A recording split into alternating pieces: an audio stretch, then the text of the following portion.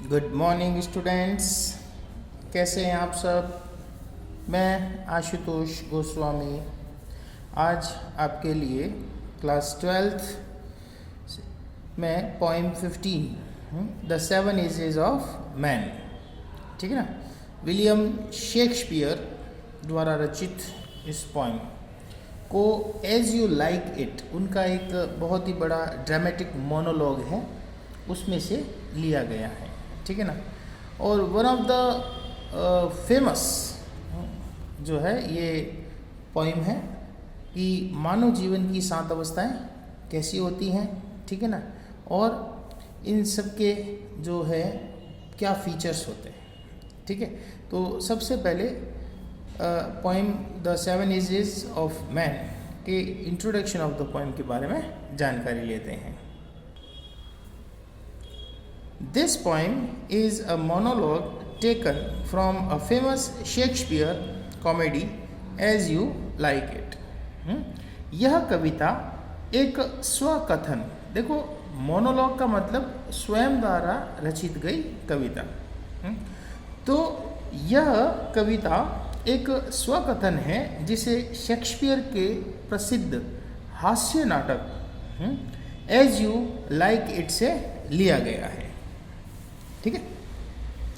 It is spoken by melancholy, it is spoken by melancholy Jacob according to the poet man's life can be divided into 7 stages.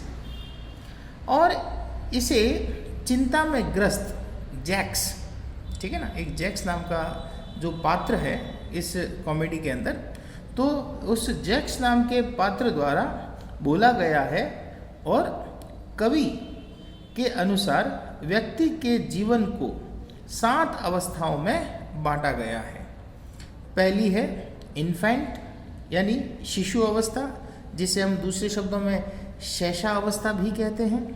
फिर है school boy यानी school का छात्र। तीसरा है lover प्रेमी। चौथा है सोल्जर सिपाही। पांचवा है जस्टिस न्यायाधीश। फिर उसके बाद में है पेंटालून। पेंटालून का मतलब होता है मूक नाटक करने वाला, यानी एक ऐसी एज जहाँ पर व्यक्ति अपने आप को शून्य महसूस करना शुरू कर देता है, ठीक है ना। और लास्ट एज जो है वो ओल्ड एज, ठीक है ना। और अंतिम अवस्था जो है वो वृद्धावस्था होती है, ठीक है। It is one of the Shakespeare often quoted monologue written in iambic pentameter. यह शेक्सपियर द्वारा अधिकांश बोले जाने वाले स्वकथन, जिसे हम मोनोलॉग्स कहते हैं, में से एक है जिसकी रचना आयम्बिक पेंटामीटर में की गई है। अब देखो आयम्बिक पेंटामीटर का मतलब आप अगर हिंदी में मैं बताऊं तो जो छंद होते हैं ना, छंद जानते हैं ना बेटा, तो पंचपदीय छंद, अब आप समझ गए होंगे, पंचपदीय छंद, ठीक है ना, में लिखे गए हैं। फिर आगे क्या कहा है ना, Pythagoras to present day have composed the world to a stage. और पाइथागोरस से लेकर अनेक आधुनिक लेखकों ने संसार की तुलना एक रंगमंच से की है, ठीक है ना। अगर मैं बात करूं तो एक बहुत ही पुरानी पिक्चर है आनंद।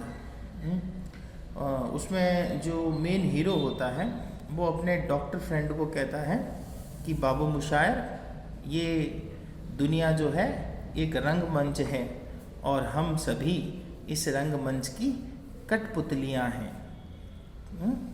ऊपर वाला कौन किसकी, ठीक है ना, डोर कब खींच ले ये बता नहीं सकते। तो यही कुछ मैसेज जो है वो विलियम शेक्सपियर जो है वो अपनी इस कविता में देना चाहते हैं। बहुत ही शानदार, और मैं तो ये कहूँगा कि अगर आपने इस कविता को दिल से पढ़ा तो ये आपको बहुत बहुत अच्छा मैसेज देगी, ठीक है ना। क्योंकि इसने एजेस को जो डिवाइड किया है, ठीक है ना, अपने 7 स्टेंजास के अंदर, आप कह सकते हो अनबिलीवेबल थॉट्स, ठीक है ना, एंड रियल थॉट्स, ठीक है ना। चलिए तो हम फर्स्ट स्टेंजा की बात करते हैं।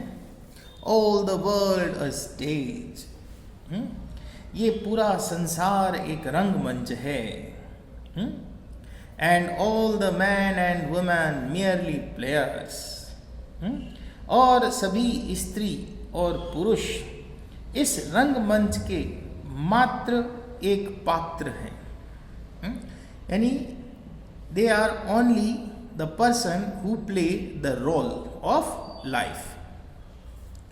दे have their exists and their entrance, ठीक है ना, और वे आते हैं, अपनी भूमिका निभाते हैं और चले जाते हैं। कितनी अच्छी बात कही है। And one man in his time play many parts, और एक व्यक्ति अपने जीवन काल में बहुत सी भूमिकाएं निभाता है। His acts being 7 ages, और उसके ये जो एक्ट्स हैं, उसकी ये जो कह सकते हैं प्रदर्शन जो है, ये 7 अवस्थाओं में होती है। यानी कितनी पहले स्टेंजा में कितनी सुंदर बात कही है विलियम शेक्सपियर ने कि ये संसार एक रंगमंच है और सारे स्त्री और पुरुष इस रंगमंच के पात्र हैं। वे अपनी भूमिका निभाते हैं, यानी आते हैं और चले जाते हैं, और एक जीवन काल में एक व्यक्ति कई प्रकार की भूमिकाओं को निभा के चला जाता है, ठीक है। अब देखिए पहली अवस्था के बारे में बताया गया है, और वास्तव में अगर ये अवस्था आपको लगे हाँ शेक्सपियर बहुत ही अच्छी बात बता रहा है, तो इसको दिल से सुनना। देखो, एट फर्स्ट द इन्फेंट, सबसे पहली शिशु अवस्था होती है। कैसी अवस्था होती है बेटा? शिशु अवस्था होती है, अर्थात जिसे हम शैशवावस्था कहते हैं। Mewling and poking in the nurse arm, कितना प्यारा लिखा है इसने, mewling and poking in the nurse arm, जो नर्स की भुजाओं में, जिसे अपन आया कह सकते हैं, ठीक है ना, जो आया की भुजाओं में, हाथों में रोता है, उल्टी करता है। Then the whining school boy, और फिर वह क्या बन जाता है? एक स्कूल का लड़का बन जाता है। With his struggle and shining morning face, chirping like a snail, unwilling to school, ठीक है ना। और शैशवावस्था से जब वह स्कूल जाने वाला लड़का बन जाता है, वह शिकायत करता है, आनाकानी करता है, एक छोटा सा थैला सुबह सुबह उठ करके अपने चमकते हुए चेहरे को लेकर के घोंगे की तरह, किसकी तरह? स्नेल, स्नेल किसे कहते हैं? घोंगा, घोंगे की तरह धीमी चाल में रेंगता हुआ, अनविलिंगली टू स्कूल, रेंगता हुआ स्कूल जाता है। आपने देखा होगा ना, बच्चा जब फर्स्ट टाइम उसकी स्कूल शुरू होती है तो कितना मुश्किल से स्कूल जाता है। कुछ तो रोते हैं, चिल्लाते हैं, ठीक है ना, और हम ये कह सकते हैं कि अनबिलीवेबल कंडीशंस क्रिएट कर देते हैं, ठीक है ना। और फिर जब उन्हें पता चलता है कि यार अब तो स्कूल जाना ही पड़ेगा, तो क्या होता है?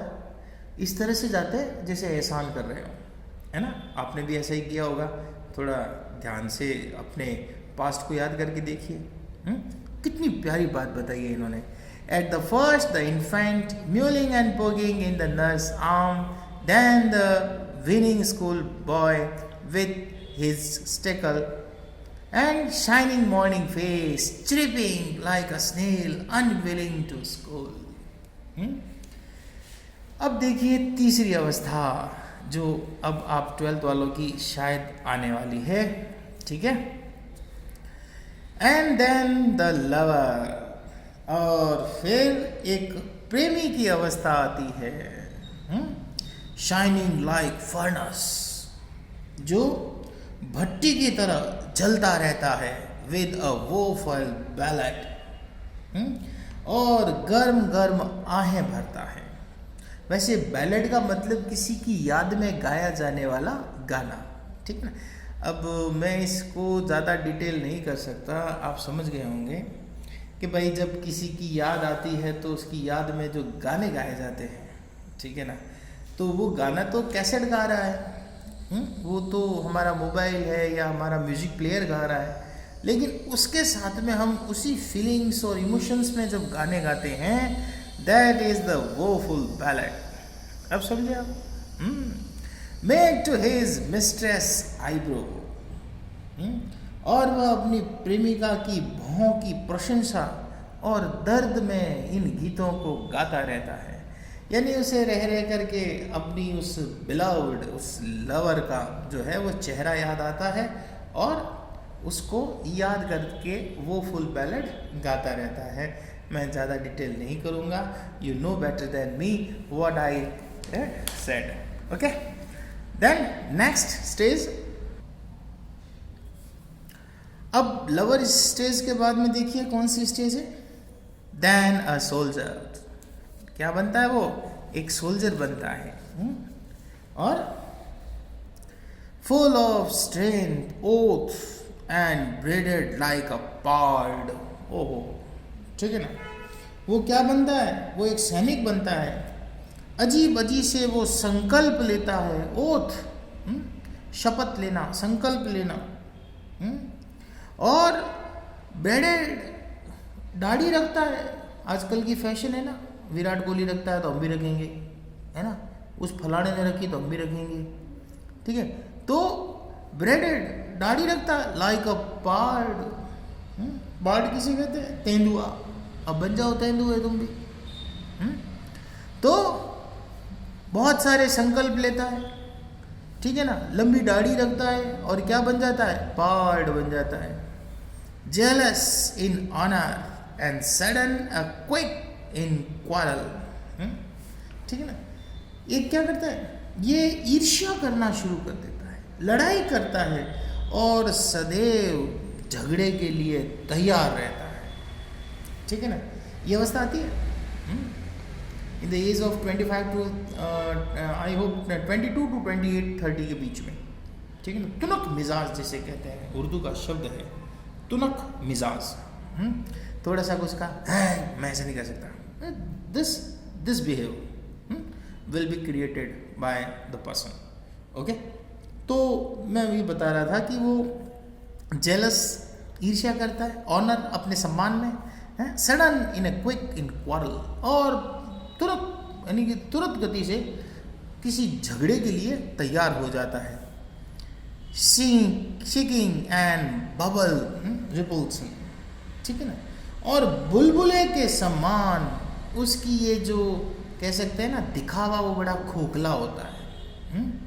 होता है ना, कोई लोग कहते हैं हाँ मैं मार दूंगा, मार के तो दिखा, नहीं नहीं नहीं मार दूंगा, वो इस तरह से होता कुछ नहीं है, जताते हैं। Even in a cannon mouth, और इसके लिए वह तोप के मुंह में जाने के लिए भी तैयार हो जाता है। यानी कहने का मतलब एक ऐसी एज जहाँ पे सेंस ऑफ ह्यूमर काम ही नहीं करता। अब आप समझ गए होंगे, ठीक है ना। एक ऐसे मिसबिहेव में पड़ जाता है कि what is the right and what is the wrong he don't know about it, ठीक है ना। और ऐसे में आप सब जानते हैं ह्यूमन जो है वो पॉजिटिव की तरफ जाएगा या नेगेटिव की तरफ, ठीक है। अब बात करते हैं पांचवी अवस्था, अंकल वाली अवस्था है। यहाँ पे अंकल वाली अवस्था आ जाती है, ठीक है। एंड देन द जस्टिस, और फिर वह क्या बन जाता है? एक न्यायाधीश बन जाता है। In a fair round valley with good capon land, और इस भूमिका में गोल मटोल बैली, बैली का मतलब जानते हो, तोंद, तोंद वाला व्यक्ति बन जाता है ना। और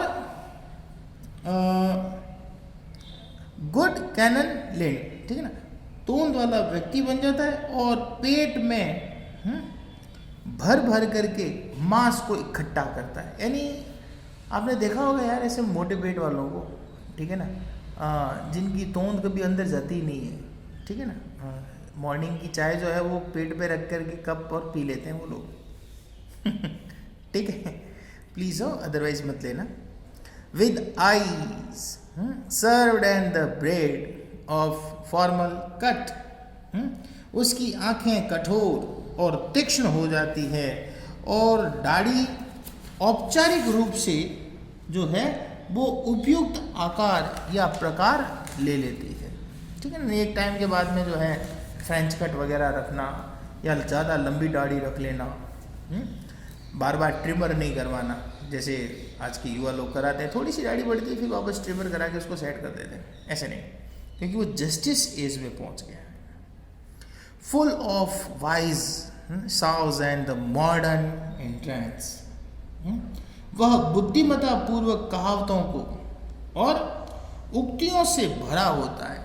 यानी ही thought that he has a much knowledge person, ठीक है, वो ये सोचता है कि मेरे पास में तो दुनिया का सारा ज्ञान मेरे पास में ही है, ठीक है ना, यानी अपने आप को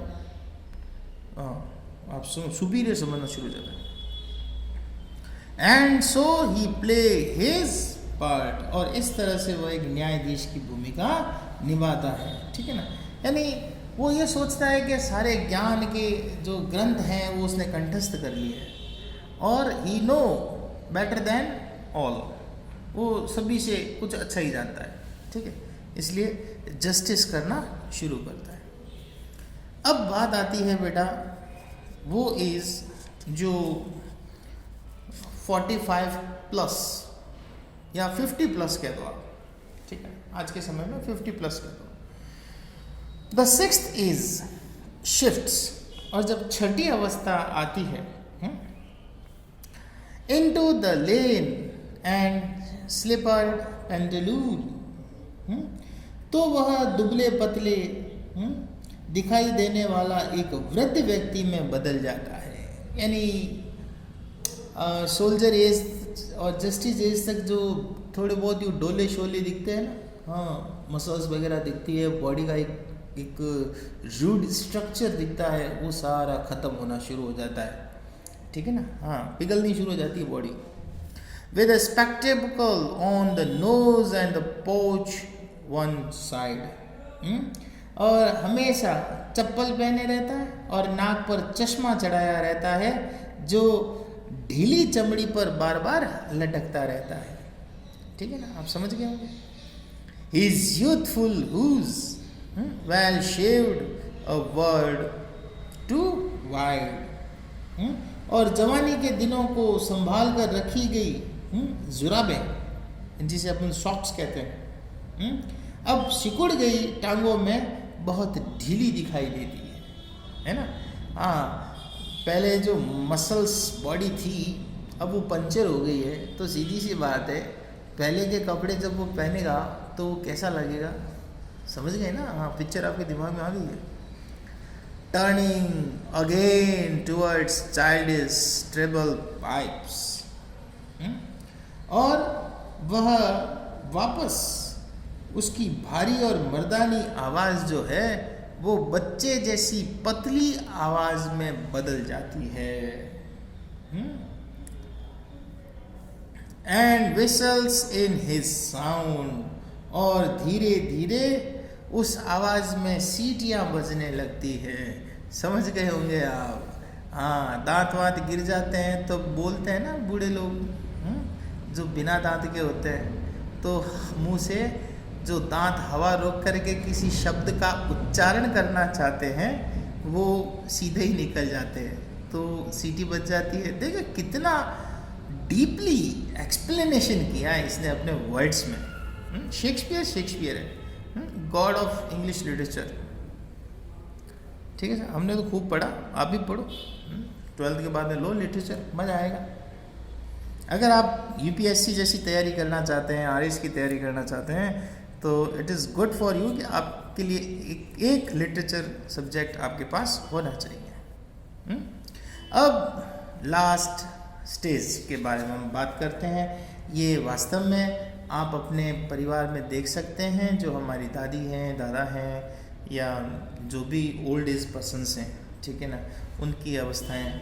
मेरे ख्याल से मैंने जितनी भी आपको ये 6 अवस्थाएं बताई है, ये सारी 6 अवस्थाएं आपकी आंखों के सामने हैं, और 7वीं भी होगी, नो डाउट। देखिए, लास्ट सेंस ऑफ ऑल, और सबसे अंतिम दृश्य की सबसे महत्वपूर्ण घटना को पूर्ण करता है। कैसे?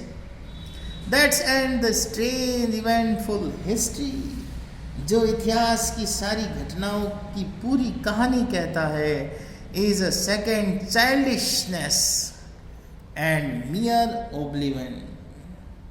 इसलिए इस अवस्था को दूसरे बचपन की अवस्था कहा जाता है, जहाँ ओब्लिवियन का मतलब होता है विस्मृतियाँ उत्पन्न हो जाती हैं, यानी इंसान भूलना शुरू हो जाता है।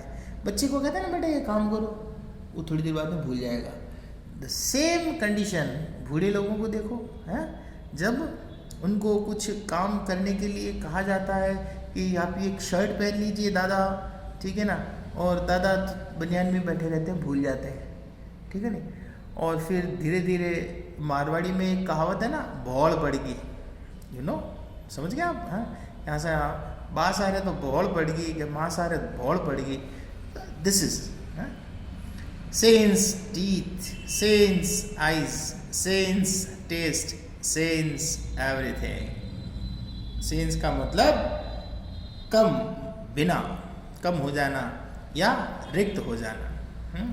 उनके दांत, यानी वो बिना दांतों के हो जाते हैं। आँखों की दृष्टि उनकी बहुत कमज़ोर हो जाती है। उनको स्वाद की सारी सीमाएं समाप्त हो जाती है। और सेंस एवरीथिंग, यानी सभी चीज़ों से वे वंचित होना शुरू हो जाते हैं इन देयर लास्ट स्टेज, या हम कह सकते हैं in their second childishness stage, ठीक है ना।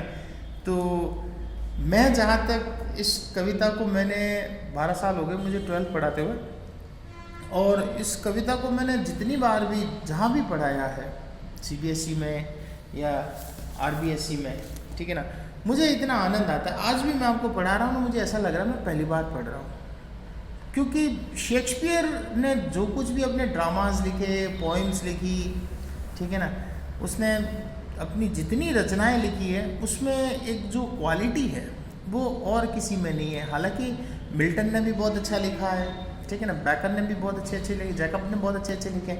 ऐसा नहीं है कि कवि और कोई नहीं है, लेकिन ठीक है, शेक्सपियर जैसा कवि कोई नहीं है जो एक एक चीज़ को जो है वो क्लियर करके आपके सामने डिस्प्ले करता है।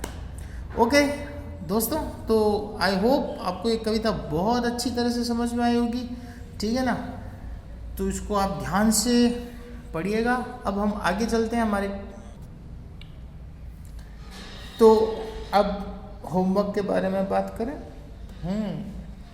और ये सारे के सारे इम्पोर्टेंट क्वेश्चंस हैं जो प्रीवियस बोर्ड में आ चुके हैं, ठीक है ना, इसलिए हल्के में नहीं लेना। देखिए पहला क्वेश्चन, जिसकी वर्ड लिमिट 10 to 30 वर्ड्स है। What is a role of a nurse? Nurse, एक नर्स, या हम कह सकते हैं एक सेविका की क्या भूमिका है? उसकी यही भूमिका है कि वो उस इन्फेंट चाइल्ड को जो है वो पूरी तरह से केयर कर सके, जब वो न्यूलिंग करता है, पुगिंग करता है, ठीक है ना, उस कंडीशन में उसको सर्व कर सके, उसकी सेवा कर सके, ठीक है। Who shine like a furnace? अब आपको दिमाग में आ गया होगा, मुझे कहने की ज़रूरत नहीं है, ठीक है ना। कौन है जो भट्टी की तरह आहें भरता है? चलो भरना मत, अभी बहुत सारे काम करने, एक अचीवमेंट लेना, उसके बाद में भरते रहना। आगे देखिए, What is the importance of repetition of the word since? बहुत ही important question बेटा, ठीक है ना. What is the importance of repetition of the word since? यानी ये जो शब्द है since, इसका बार बार उपयोग क्यों किया गया है, या बार बार उपयोग करने के पीछे क्या महत्व है, ठीक है ना.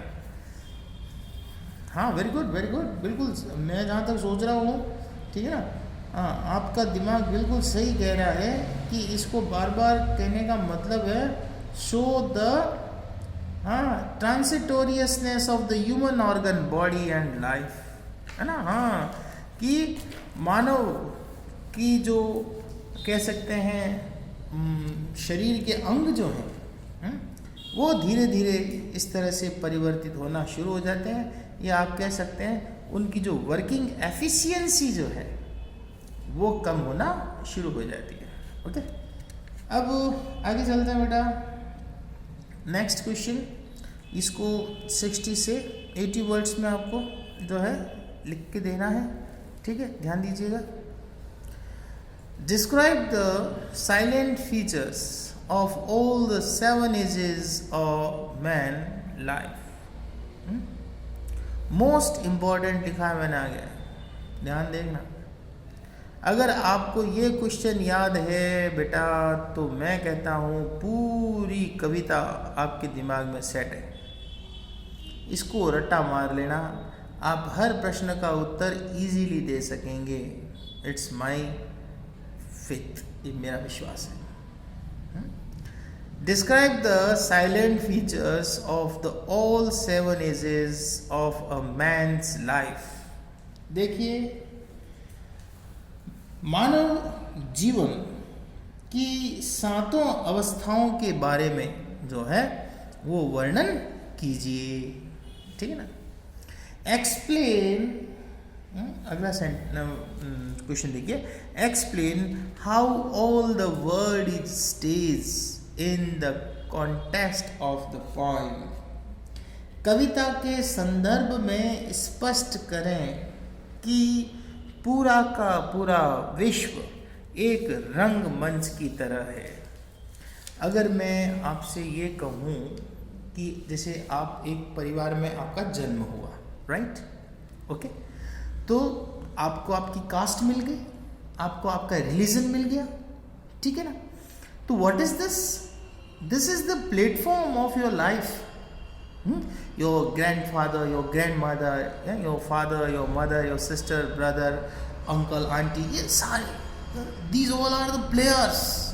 एंड वेयर यू स्टे, जहाँ आप हैं, this is the stage of your life, ठीक है ना. और इस स्टेज से आप कितने स्टेजेस को चेंज करते हैं, कितने स्टेप्स को चढ़ करके आप नए स्टेज पे जाते हैं, इट्स डिपेंड ऑन यू, ठीक है ना. सीधी सी बात है. आज आप एक 12th में पढ़ने वाले स्टूडेंट हैं, ठीक है. कुछ बच्चे जो है साइंस से, कॉमर्स, आर्ट्स अपने अपने फील्ड्स पकड़ेंगे. किसी को आर्ट्स में इंटरेस्ट होगा तो वो जो है यूपीएससी जैसी, आरएएस, आईएएस, आईपीएस, आईएफएस जैसी तैयारियां करेगा, ठीक है ना. और किसी को साइंस से बहुत ही ज़्यादा लगाव है तो वो एमबीबीएस करेगा, इंजीनियरिंग करेगा, अगर उसको मैथमेटिक्स में इंटरेस्ट है. कॉमर्स का स्टूडेंट है तो नो डाउट सीए की तैयारी करेगा, अकाउंटेंसी के बारे में और कोई जॉब या कह सकते हैं डिग्री लेने के लिए एमबीए कर सकता है, एमसीए कर सकता है अगर कंप्यूटर साइंस में करना चाहता है. तो कहने का मतलब you make your stage of life. ये ध्यान रखना बेटा, आप ही हैं जो आपके मंच को तैयार करेंगे. आपने देखा होगा ऐसे कई लोग हैं जो आते हैं और बिना कुछ किए चले जाते हैं. लोग उन्हें याद भी नहीं करते 2-3 साल के बाद में, 2-3 साल छोड़ो, 2-3 दिन के बाद में भी याद नहीं करते. ऐसे भी लोग हैं. और ऐसे भी लोग हैं जिन्हें हम आज भी याद करते हैं, भले उन्हें 200-300 साल हो गए. अब उसके एग्जाम्पल्स देने की ज़रूरत नहीं है. समथिंग लाइक महाराणा प्रताप, ठीक है ना, सुभाष चंद्र बोस, ठीक है. तो ये ऐसे लोग हैं. अशोक महान, अभी देख लो यार, हज़ारों साल पुराने चले जाओ, अशोक महान को आज भी जानते हैं. कहते ही सारी हिस्ट्री आपके आंखों के सामने आ जाती है. What is this? He created his stage of life. ये सबसे बड़ी चीज़ है, ठीक है। डिटेल काफ़ी कर दिया आपको। नेक्स्ट, कंपोजिशन आपको एक तैयार करना है बेटा। हाँ, और कंपोजिशन बहुत इजी है। Right an article for your school magazine on a person who impressed me most. आपको स्कूल मैगजीन के अंदर एक आर्टिकल लिखना है जिसको हिंदी में कहते हैं प्रतिवेदन, ठीक है ना। और उसमें किस टॉपिक पे लिखना है? The person who impressed me most, वह व्यक्ति जिसने मुझे बहुत प्रभावित किया, ठीक है। मुझे आज पढ़ाने में बहुत आनंद आया। आई होप आपको भी आया होगा। This and more in the next class. Okay, thank you guys, have a nice day, good bye.